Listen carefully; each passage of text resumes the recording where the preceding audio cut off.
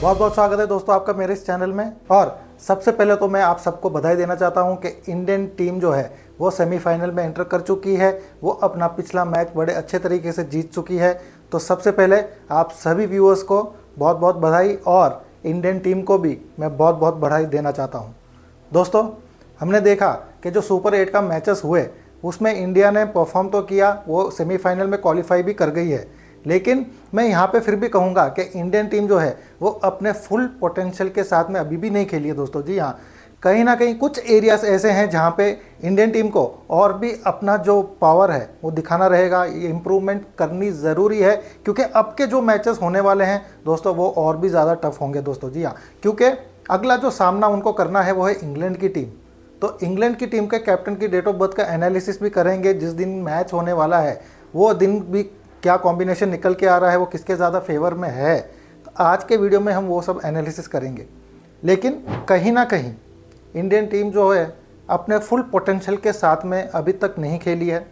फिर भी वो इंडियन टीम इतना अच्छा कर रही है कि वो जीत रही है। लेकिन आगे जाके उनको वो टफ हो सकता है और वही टफनेस उनको साउथ अफ्रीका के मैच में उनको मिली और इसलिए इंडियन टीम हारी। वहाँ पे क्या डिफरेंस था दोस्तों, तो आप देखेंगे कि इंडियन टीम ने 15 से 20 रन वहाँ फील्डिंग में उन्होंने गंवाए थे, वेरएस साउथ अफ्रीकन टीम ने 15 से 20 रन बचाए थे। दोस्तों, 2020 के मैचेस में 15 रन 20 रन बहुत ज़्यादा मायने रखता है। और जब एक टीम 15-20 रन ऐसे ही दे देती है, फील्डिंग एफर्ट के कारण वो खो देती है, और सामने वाली टीम अगर 15-20 रन बचा लेती है, तो ये जो डिफरेंस है 30-40 रन का, वो 2020 मैचेस में बहुत ही बड़ा और बहुत ही मेजर डिफरेंस कहलाता है और वही डिसाइडिंग फैक्टर हो जाता है दोनों टीमों के बीच में। इसके अलावा मैं कहूँ तो संजू सैमसन की जो इनिंग्स थी, जो हमने वेस्ट इंडीज़ के सामने देखी, वो इनिंग्स से हमारे यंगस्टर्स को भी सीखने की ज़रूरत है दोस्तों। जैसा कि संजू सैमसन ने कहा कि वे विराट कोहली और रोहित शर्मा के साथ में रहे, ड्रेसिंग रूम उन्होंने शेयर किया और तब उन्होंने सीखा, उन्होंने देखा कि वो कैसे सिचुएशन को हैंडल करते हैं, कब उन्होंने को गियर को स्विच करना है, जैसे कि पिछली मैच में संजू सैमसन ने किया। दोस्तों, उनका जो इंस्टिंक्ट है वो हिट करने का है दोस्तों। और वो फिर भी क्योंकि सामने विकेट्स जा रही थी तो उन्होंने अपना जो नेचर है उसको कर्व किया, उन्होंने रोका अपने आप को। और सबसे अच्छी चीज़ जो मुझे उनके इनिंग्स की लगी दोस्तों, उन्होंने हवा में शॉट्स को नहीं खेला।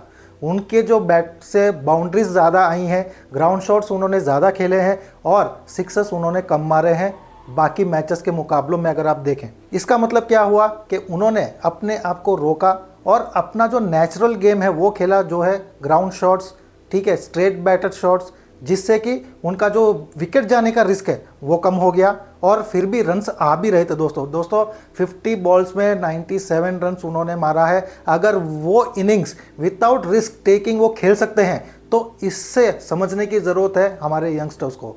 अभिषेक शर्मा हो चाहे ईशान किशन हो, दोनों ही फैंटास्टिक प्लेयर्स हैं, इंडिया के लिए एसेट हैं। लेकिन कहीं ना कहीं जो मैच्योरिटी है वो उनको थोड़ी सी जल्दी अब पकड़नी पड़ेगी, क्योंकि अब हमारे पास में वक्त नहीं है दोस्तों। अब हम एंटर कर चुके हैं नॉकआउट गेम्स, यानी कि सेमीफाइनल और फिर फाइनल।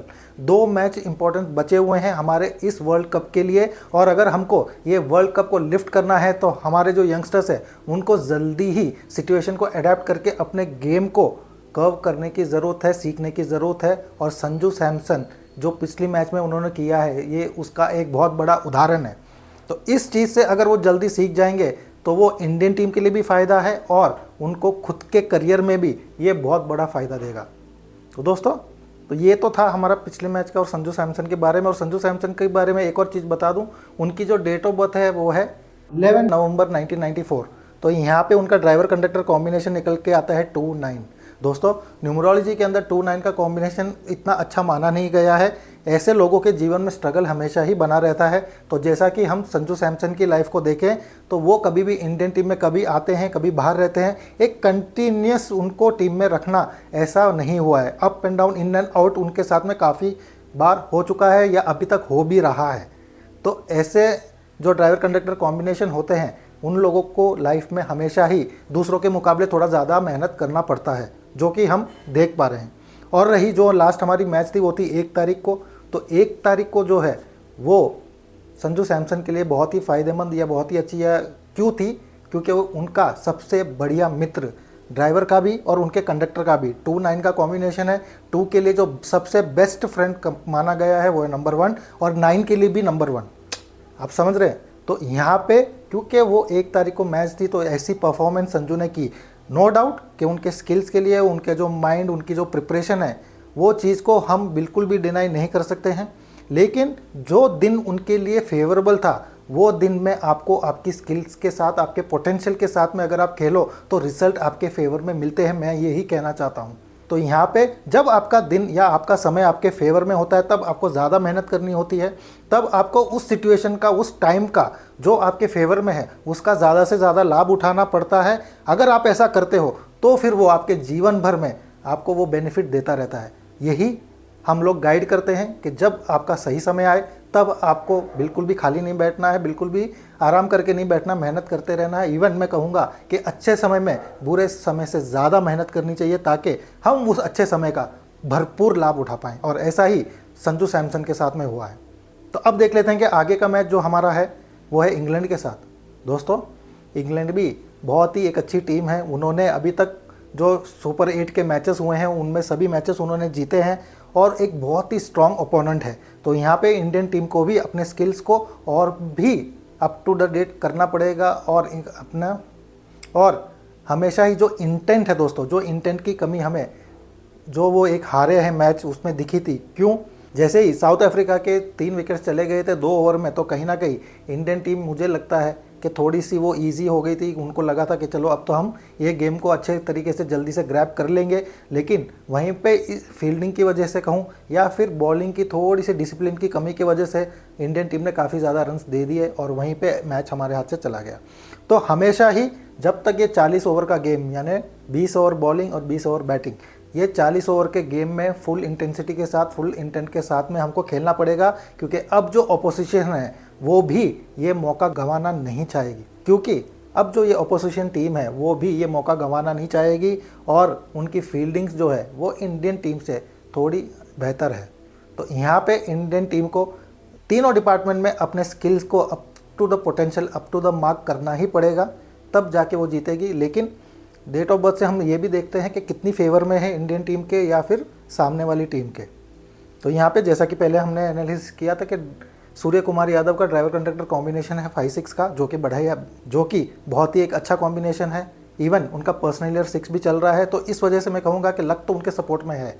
हाँ, इसी वजह से आप देखेंगे कि इसके पहले के भी मैचेस में उनके कैचेस ड्रॉप हुए हैं, लेकिन उसके ऊपर वो कैपिटलाइज नहीं कर पाए, ये एक अलग चीज़ है। लेकिन उनको डेफिनेटली दोबारा मौका मिला है। एक ही मैच में उनके कैचेस छूटे हैं, इसके 2 वेस्ट इंडीज़ के सामने भी अगर आप देखें या उसके पहले के मैचेस में भी आप देखें तो सूर्य कुमार यादव को कहीं ना कहीं लक ने फेवर किया है। हाँ, उसके ऊपर वो कितना कैपिटलाइज कर पाए वो बात एक अलग चीज़ है।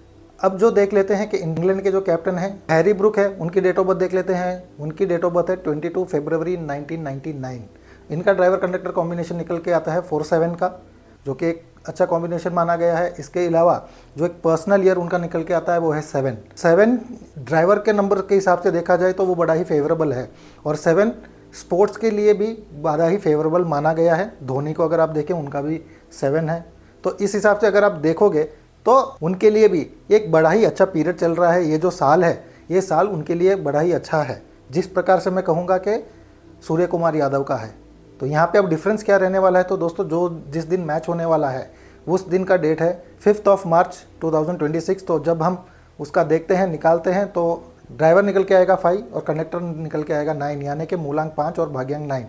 अब ये जो दिन है वो किसको ज़्यादा फेवर करता है, तो यहाँ पे मैं कहूँगा कि थोड़ा सा एज जो है वो हमारे इंडियन कैप्टन सूर्य कुमार यादव को है। अब ऐसा क्यों है, तो आप देखेंगे कि क्योंकि मूलांक उनका 5 है और जिस दिन मैच हो रहा है उस दिन भी मूलांक 5 है, तो यानी कि वो 4 से ज़्यादा, जो कि इंग्लैंड के कैप्टन का जो मूलांक है वो है 4, तो उससे ज़्यादा थोड़ा कहीं ना कहीं फेवर वो सूर्य कुमार यादव को ही करने वाला है। इसके अलावा भाग्यांक देख लेते हैं, तो भाग्यांक है 9, ठीक है। तो वहाँ पे है 7 किनका, हैरी जी का, और इंडियन कैप्टन का है 6। तो भाग्यांक भी जो 9 है उसको ना तो 6 से दिक्कत है ना ही 7 से दिक्कत है, ठीक है। तो यहाँ पे मैं कहूँगा कि भाग्यांक के रूप में अगर मैं देखूँ, दोनों के भाग्यांक कहीं ना कहीं ज़्यादा सिमिलर हैं। कोई ज़्यादा वहाँ पे नेगेटिव पॉइंट्स मैं किसी को भी नहीं दूंगा। दोनों को मैं इक्वली कहूँगा, लेकिन मूलांक ज़्यादा जो मेन रोल प्ले करता है वो है मूलांक यानी कि ड्राइवर। तो वहाँ पे कहीं ना कहीं एज जो है वो है सूर्य कुमार यादव को। जो एक फैक्टर जो ज़्यादा डिफरेंस रहने वाला है मैच में वो मैं कह दूं कि वो भी सूर्य कुमार यादव ही रहने वाले हैं, क्योंकि उनका परफॉर्मेंस मैं एक्सपेक्ट कर रहा हूं। बाकी चीज़ें जब मैं देखता हूं तो मैं एक्सपेक्ट कर रहा हूं कि वो शायद लीडिंग फ्रॉम द फ्रंट जो कहते हैं एक कैप्टन्स इनिंग्स वो ड्यू है, और वो कहीं ना कहीं मुझे नेक्स्ट मैच में आते हुए दिख रही है।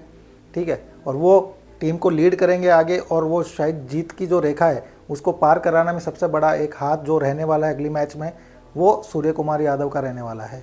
लेकिन यहाँ पे एक और चीज़ है दोस्तों, जो एक पावर मैं कह दूं कि जो इंग्लैंड कैप्टन के पास में है दोस्तों, जी हाँ, हैरी ब्रूक के पास में एक बड़ी ही इम्पॉर्टेंट पावर है। वो है क्या? वो है इंस्टिंक्ट पावर दोस्तों। उनका जो इंट्यूशन पावर है, उनका जो सिक्स्थ सेंस है वो बड़ा ही गजब का है। अगर इंग्लैंड कैप्टन अपने इंस्टिंक्ट के ऊपर वो खेलेंगे, और जो भी उन्होंने टीम मीटिंग्स करी या जो भी उन्होंने आगे पहले डिस्कशन किया, वो डिस्कशन के ऊपर ना चलते हुए जो उन्हें इमीडिएट में मैच के दौरान फील हो रहा है, जो वो खुद के इंस्टिंक्ट के ऊपर अगर वो बिलीव करके डिसीजन लेंगे तो इंडियन टीम को वहाँ पे जीत की रेखा को पार करना मुश्किल हो जाएगा। जी हाँ, ये एक बहुत ही मेजर पावर, एक बड़ा पावर है जो उनके पास में है। और अगर वो कहीं ना कहीं अपने इंस्टिंक्ट को छोड़ के अगर वो रूल्स रेगुलेशन या फिर अपना जो टीम डिस्कशन जो पहले उन्होंने किया है कोच के साथ में या और उनके टीम मेंबर्स के साथ में, अगर वो उससे अडिग रह के करते हैं तो कहीं ना कहीं वो इंडियन टीम के लिए एडवांटेज होगा। वहाँ पे वो इंडियन टीम को थोड़ा सा कठिनाई कम सामना करना पड़ेगा। लेकिन अगर वो उनके इंस्टिंक्ट के ऊपर काम करते हैं तो डेफिनेटली इंडियन टीम को अप टू द मार्क में कहूँ कि अपने स्किल से ज़्यादा या अपना जो पोटेंशियल है अपने पोटेंशियल से ज़्यादा खेलना पड़ेगा, तब जाके इंडियन टीम वो लाइन को क्रॉस कर पाएगी। तो दोस्तों अभी जो भी मैच होने वाला है ये और भी ज़्यादा इंटरेस्टिंग या फिर मैं कहूँ और भी बहुत ही ज़्यादा फाइटिंग एक मैच हमको देखने मिल सकता है, एक अच्छा कॉन्टेस्ट हमको देखने मिलेगा। हाँ, इंडियन टीम को तीनों डिपार्टमेंट में अपने आप को अप टू द मार्क रखना ही पड़ेगा। अब कोई दूसरा ऑप्शन उनके पास में नहीं है। सामने वाले की टीम का भी टाइम भी अच्छा है और उनका इंस्टिंक्ट पावर भी बड़ा ही स्ट्रांग है। तो यहाँ पे इंडियन टीम को अपने पावर के ऊपर ध्यान देके, अपने पोटेंशियल के ऊपर ध्यान देके, अपने पोटेंशियल से ज़्यादा एफर्ट डाल के वहाँ पे खेलना पड़ेगा। लेकिन जो प्रोबेबिलिटी है जो हम यहाँ पे देख पा रहे हैं, जो यहाँ पे प्रोबेबिलिटी है वो ज़्यादा इंडियन टीम के तरफ ही है। तो ये एक चीज़ थोड़ी सी अपने इंडियन टीम के साइड में जा रही है दोस्तों। इसके अलावा एक और एनालिसिस है दोस्तों, क्योंकि मैं एक इंडियन हूँ, एक भारतीय हूँ, और हमेशा ही मेरी ये कोशिश रहती है कि ऐसे कौन से डॉट्स हैं या ऐसी कौन सी चीज़ें हैं जो मैं देख पाऊँ या रिसर्च कर पाऊँ ताकि मैं वो इंडियन टीम के सपोर्ट में देख सकूँ। क्योंकि मैं तो चाहता हूँ कि इंडियन टीम ही जीते, जिस तरीके से आप लोग भी चाहते हैं और कई सारे इंडियन फैंस चाहते हैं कि इंडियन टीम वर्ल्ड कप को जीते। तो इसके पीछे का जो एक जब एनालिसिस कर रहा था तो मैंने एक पैटर्न पाया है, वो मैं आपके साथ में शेयर करना चाहूँगा कि आप देखें, चाहे वो 1983 का वर्ल्ड कप हो, चाहे 2007 का वर्ल्ड कप हो, तो उसके अंदर एक चीज़ हुई है। वो क्या? जिम्बाब्वे ने ऑस्ट्रेलिया को हराया है दोस्तों। जी हाँ, तो जब जब जिम्बाब्वे ने ऑस्ट्रेलिया को हराया है तब तब इंडियन टीम को फ़ायदा हुआ है। फ़ायदा ही नहीं, इंडियन टीम ने कप को लिफ्ट किया है। और यही चीज़, यही पैटर्न हमको इस 2020 के वर्ल्ड कप में देखने को मिली है। तो उम्मीद यही है, मैं सारे डॉट्स देखिए कनेक्ट करने की कोशिश करूँगा, क्योंकि हमें तो इंडियन टीम को जिताना है, या फिर मैं कहूँ कि हम देखना चाहते हैं कि इंडियन टीम जो है वो वर्ल्ड कप को लिफ्ट करे। तो इस वजह से ये जो एनालिसिस मैंने किया, ये रिसर्च मैंने की, तो इस बार भी मैं चाहूँगा कि ये जो पैटर्न है वो रिपीट हो, क्योंकि जिम्बाब्वे ने भी इस टूर्नामेंट में ऑस्ट्रेलिया को हराया है। तो दोस्तों देखते हैं कि आगे के मैचेस में क्या होगा।